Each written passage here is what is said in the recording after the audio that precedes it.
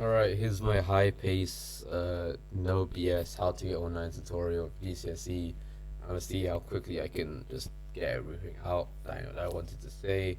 But first of all, you don't really need O9s. I know there's all these videos out here that are like how I got O9s, how you should get O9s too, how I got O9s without any effort.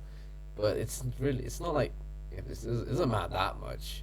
Like I'm not saying you shouldn't try, but if you get like at least sevens, eights, and nines, like eights and nines are kind of the same as nines. A lot of unis will see eights and nines as the same anyway, and even if they don't, they're still pretty high, and your other stuff will matter more anyway. So all nines basically only exist for flexing, but it's still quite nice to have.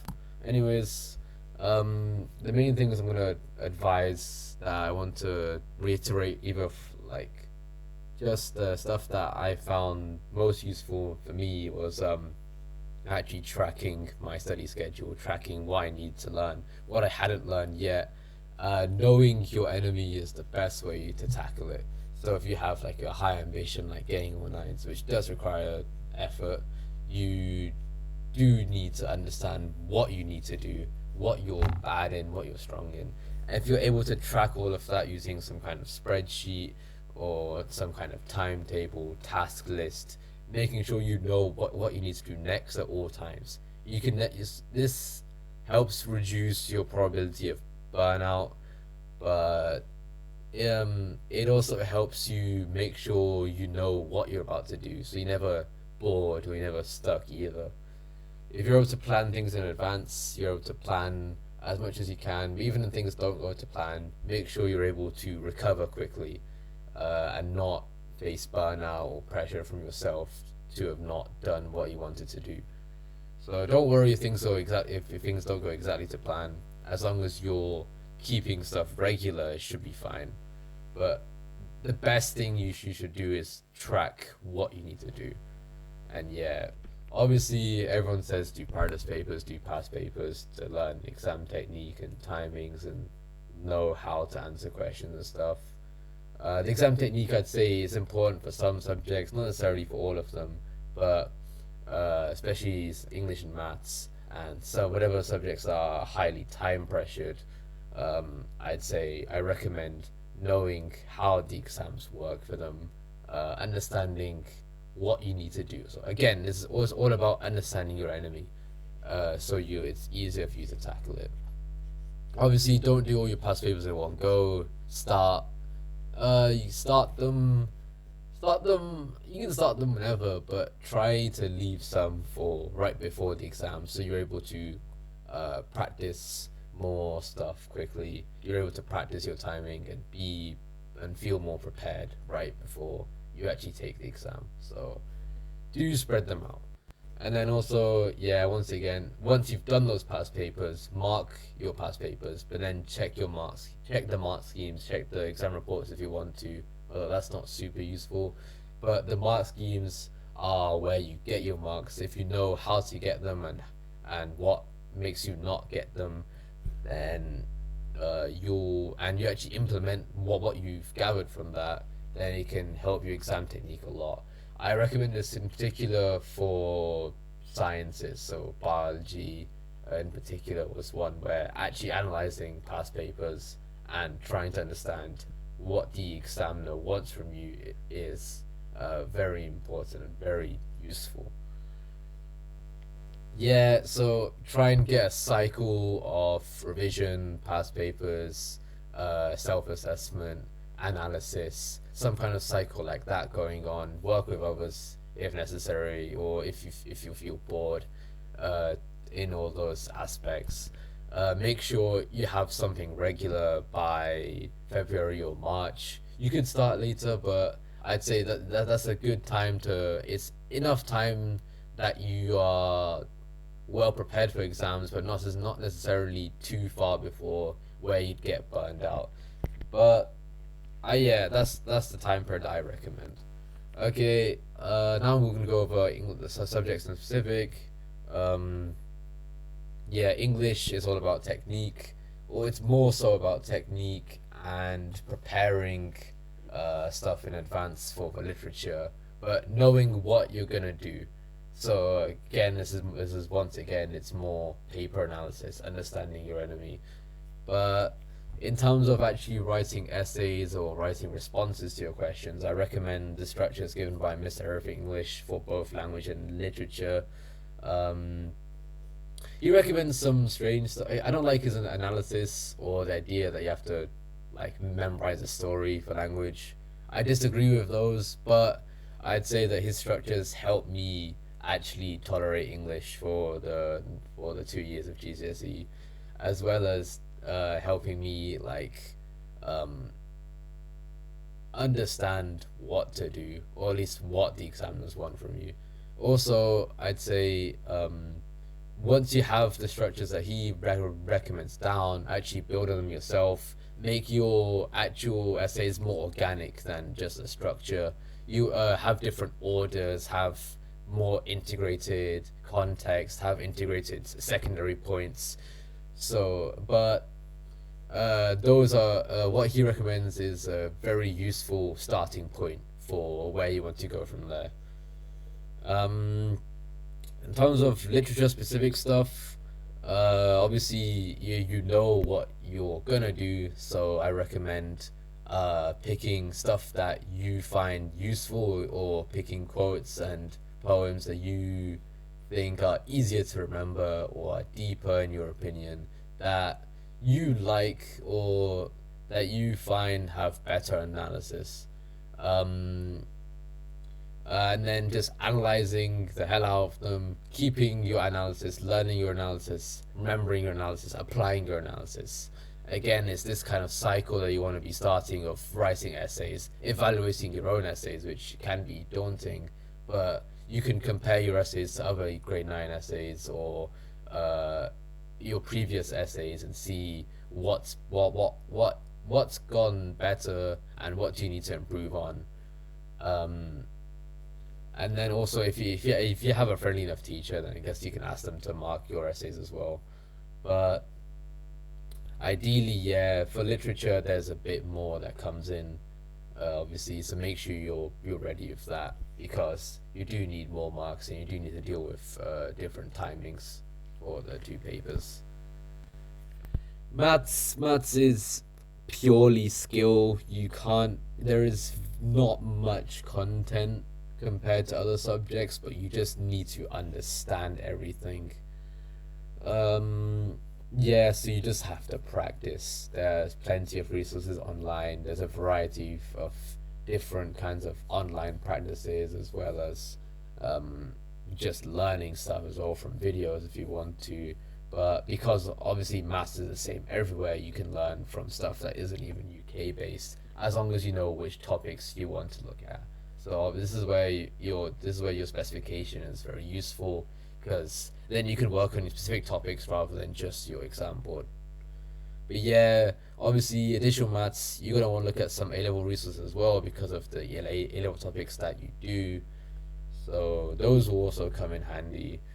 Um, but yeah, make sure you know, uh, make sure you understand your topics in detail, and make sure you practice them regularly, and that should help you out for maths. Science is science. This is where the balance gets shifted more towards content and having skill. So you kind of need both. So this is where that cycle comes back in of revision, then exam paper practice, evaluation, analysis of papers, so on. But here you want to actually focus more on your pure content. It's not really a site. It's not an afterthought like it is in English and maths. It's more so. Um, it's more important to actually understand what you need to know, and remembering all the details. This is where your flashcards would come in handy. I've put Anki as a resource that's more spaced repetition, so it would decide when you need to do particular flashcards. And then